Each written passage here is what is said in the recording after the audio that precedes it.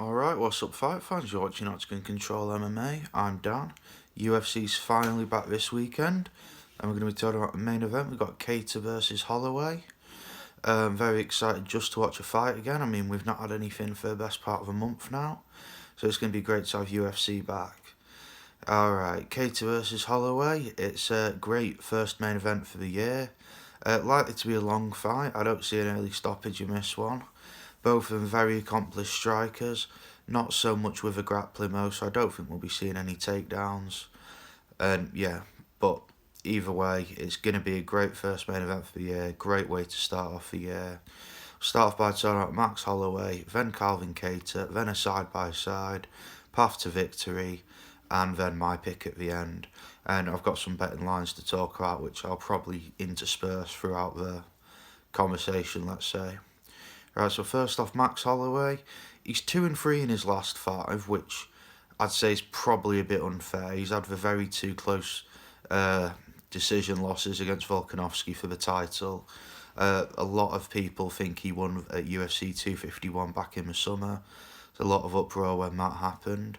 But either way, the record stands. The judges are the ones who make the decision. Talk a little bit about that Volkanovski fight now at UFC 251. Right, story of this one really is Volkanovski's leg kicks, I think. I think they really help him out on the scoring. And I think Holloway's more looking for big punches and shots. A little bit of a clip on the screen for you now, hopefully.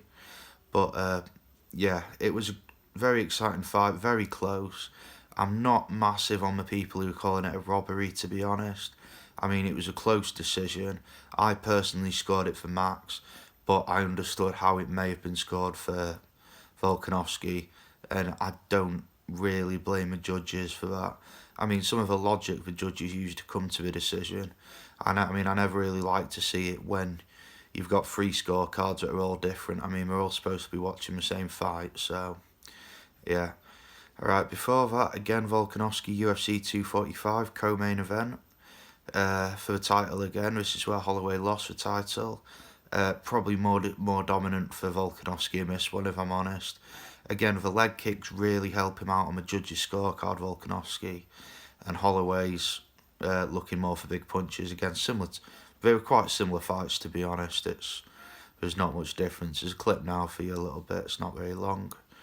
I really don't think Holloway put his best foot forward against Volkanovski. But Volkanovski's a guy that's hard to look good against. So I don't think it's hard to read too much into that. But I think this is a great comeback fight from against Kattar either way.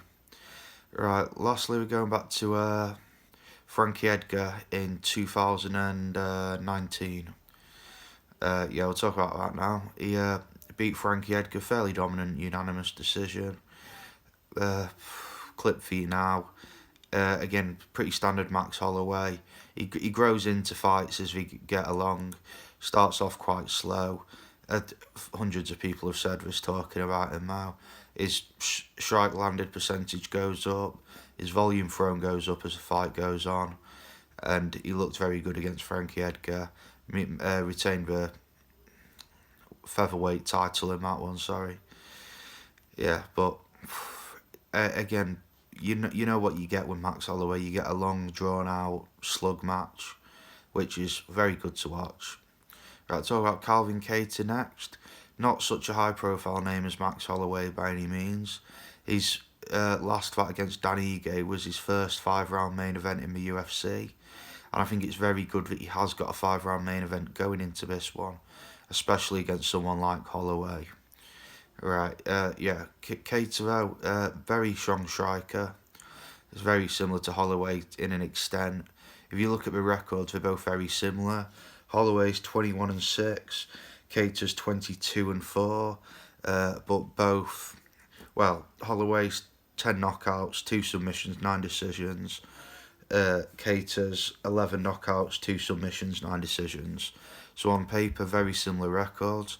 Obviously, Max has fought much higher level opponents in those fights, so perhaps not as similar as they originally look. But against Danny Ige, very good performance. Danny Ige is a very good featherweight. Both of them are fairly strong unanimous decision win. As I said, I think it's very important that he did go the full 5 rounds in this one, just to get him prepared, especially for someone like Max, who will likely take him into the championship rounds. Okay, before that we had Jeremy Stephens, second round knockout win on this one. It was a very nasty elbow to ground and pound. Yeah, he was looking at wobbly up to that point though. He ate quite a few big leg kicks from Stephens. But Stephens is one of those guys who's either going to knock someone out or get knocked out. He doesn't seem to have a great deal of in between.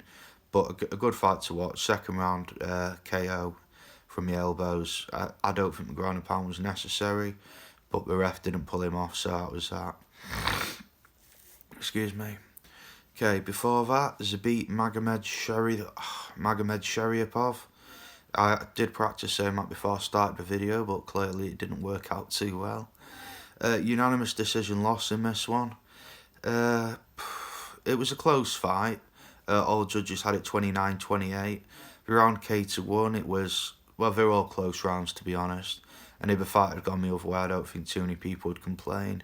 But Zabit's a great fighter, someone we didn't see any of last year, and I am hoping to see him in the new year. So hopefully something to look forward to there. Alright, side by side now. Talk about striking, grappling, not fight IQ, chin, gas tank and excitement. Alright, striking, I'm going to have to say is quite even, but I'm gonna edge it to Max just because of the people he's fought against. Like I said a little bit earlier, both very similar records, but Max has fought much higher level opponents. Aldo twice, Poirier, McGregor, Volkanovski twice, Frankie Edgar. The list goes on. He's fought a who's who of featherweight, and well, he fought for lightweight title as well quite recently. So striking's gonna go to Max. Both very high output. I think over 6 strikes landed, significant strikes landed a minute.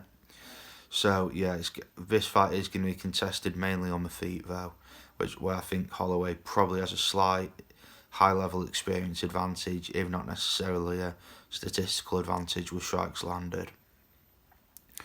Right, grappling, I'm gonna call it even on this one, like dead down the middle. They've got 2 submissions each on the record. All 4 of them though have been guillotines. Kattar's got 1 in the UFC. Holloway's got 2 in the UFC. It is worth mentioning against Cub Swanson and Andre Feely though. Andre Feely recently fought Bryce Mitchell, if anyone watched that one, and he did very well on the ground against Bryce Mitchell. So yeah, but I can't see any of this fight take place on the ground. Both of them have throw less than 1 takedown a match, every 15 minutes I should say.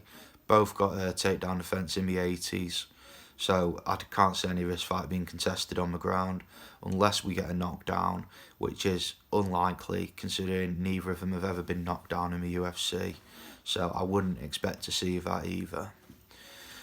Okay, chin. Holloway, pure. I appreciate I've just said both of them have never been knocked down in the UFC, but Holloway's not been knocked down in the UFC and fought some absolute killers in there. He's absorbed over 1,000 significant strikes and still not been knocked down. So I think he's got a wedge it there on the chin. And probably on the gas tank as well, which we'll talk about now. As I said earlier, Calvin Kattar won 5-round fight so far in the UFC. His other 5-round fight was back in 2010. So I don't think that's really very relevant. But Holloway's been 25 minutes in, I think, his last 4 or 5 fights. So yeah, definitely his last 4 fights. Poirier, Edgar and Volkanovski twice. He's been the full 25 in all of them. And he manages his energy well. And as I said earlier, and a lot of other people have said, he grows into a fight and looks better in the later rounds. I think those championship rounds are where he really outshines himself. Okay, excitement factor. Holloway again. I appreciate this is looking very stacked for Holloway. It's not by intention. A lot of these are very close. But Holloway, you know what to expect of Holloway. There's going to be a lot of blood. If anyone remembers the Brian Ortega fight, which was late, it was UFC 231, I think late 2018. but Brian Ortega's face looked like it had been for a meat grinder. There's a lot of headshots thrown. I'd expect a lot of blood in this fight, and it's going to be a tough bout for both of these guys. I don't think either of them are going to come out too undamaged. Alright, path to victory for both fighters. Talk about Holloway first and then Kattar. Right, so Holloway, I think his best chance of winning is to just ride out the first and second round. Obviously still try and win those rounds, don't give them away necessarily, but really come into it in the third, fourth and fifth. He is odds on pretty much to win a decision, and I am seeing this one go into a decision. He's plus 130 for a decision, which is, for an actual extended bet, is quite low. So I think that is probably the most likely outcome of this fight. But yeah, Holloway, I think, just lost out the first couple of rounds, and then come into your own in the later rounds. Hopefully use that late round experience advantage over Kattar to dominate the latter parts of the fight. Kattar, on the other hand, I think his best opportunity is in the start of the fight. Probably round 1 or 2, as Holloway's still finding his feet. If you can catch him with something big, you can hopefully stop him there, but like I say, that's not really been done up to this point, so I'd be surprised to see it now. Kattar, I think after round 3, I think Kattar will start to drop off, especially the high level of output that Holloway throws later into the fight, and his late round experience will really carry him through. Alright, so my pick now, if I've not just made it clear, I'm going for Holloway by decision. I'm definitely not alone in this one. I think most people are going for Holloway by decision. It's going to be a close fight, I think. At a 48-47, something like that. Then Chris Lee will give it 50-45 to whoever loses, because he's a ridiculous judge and he shouldn't be anywhere near an octagon. I don't know if he will be judging over it being on Fight Island. Alright, so yeah, Holloway by decision, that's my pick. It's going to round us up for today. I'm going to try and talk about Carlos Condit and Matt Brown tomorrow. Big legends fight, two guys definitely the last stage of a career. Matt Brown said he's retiring after this one. Carlos Condit last fight in his contract.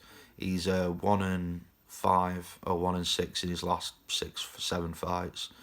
So he's talked a lot about moving organisations, probably PFL or Bellator in his future. Maybe if he gets a big statement win in this one, UFC might offer him something. But I wouldn't be surprised if this is the last we see of both of these guys in the UFC. Alright, fight fans, that's going to wrap us up today. You've been watching Octagon Control MMA. I've been Dan, and we'll see you tomorrow.